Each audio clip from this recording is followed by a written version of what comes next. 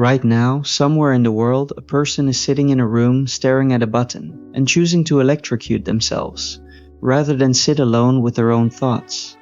That is not a metaphor. It is not an exaggeration. It is the documented conclusion of a peer-reviewed scientific experiment. And the most unsettling part about it is that you would probably make the exact same choice. Across the globe, we have quietly constructed a civilization where silence barely exists. From São Paulo to Manila, from Johannesburg to New York, human beings now spend between 6 and 10 hours every single day drowning in screens, flooding every waking moment with light, sound, notification, and endless stimulation. The silence has been all but erased. So let me ask you something honestly. When was the last time you sat in true, complete silence? No music in the background, no podcast filling your ears, no phone glowing softly in your hand. Just you, sitting quietly with whatever lives inside your own head. If you are truly honest with yourself, you probably cannot remember the last time. We have been filling the void of silence with increasing precision for almost a century. Music in elevators, television in living rooms, the Walkman in our pockets, and then the smartphone, a device engineered by some of the smartest minds alive to guarantee you are never ever more than a thumb swipe away from noise. But how deep does this avoidance really go? In 2014, a team of psychologists at the University of Virginia decided to test something deceptively simple.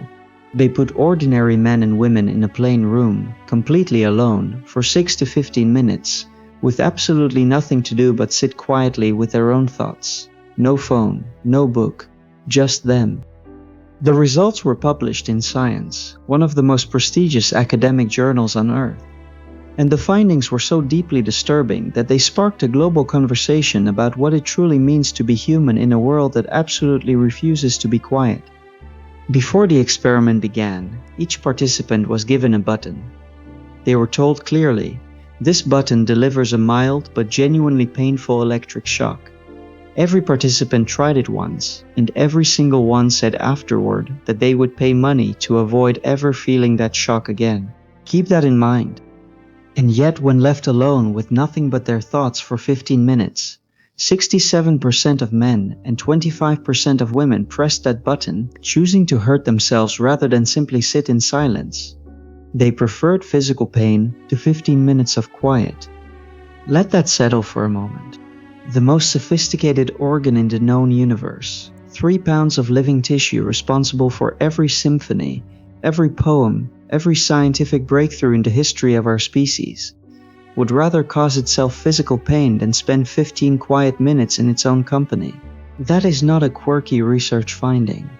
That is a diagnosis of our entire way of life. And since that study 12 years ago, we have only made the problem worse. We now spend most of our waking hours making absolutely certain that silence never gets a chance. Generation Z leads at nearly 9 hours of daily screen time.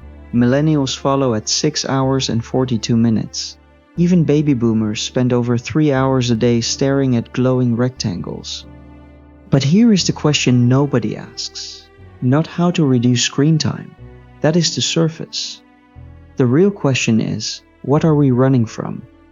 Silence does not scare us because it is empty. It scares us because it is full. When the noise stops, everything you have been suppressing rises. The doubts, the grief, the suspicion you are not living the life you are meant to live.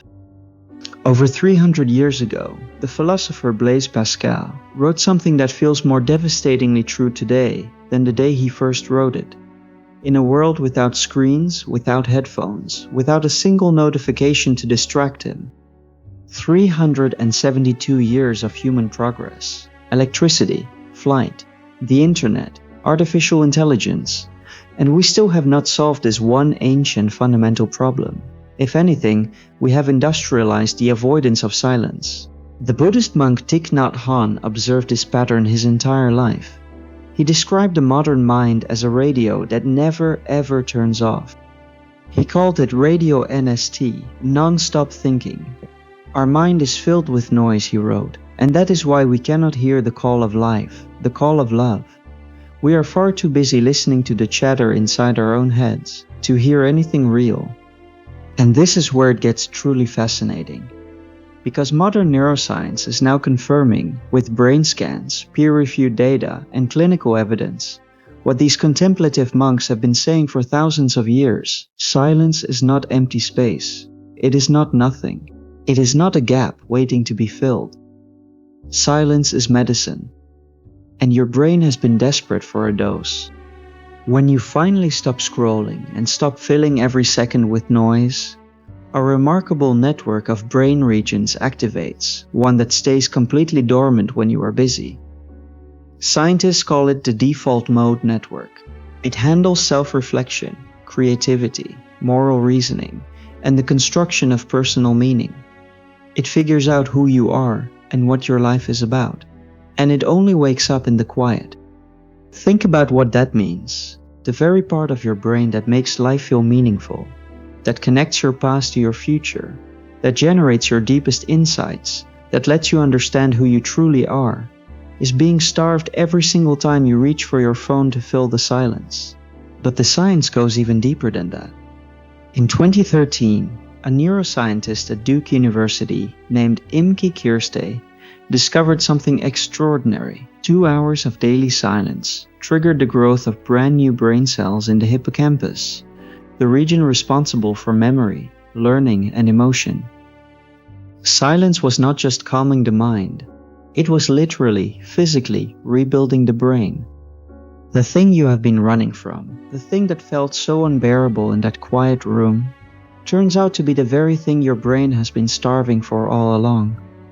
The silence was never your enemy, it was the medicine you kept refusing to take.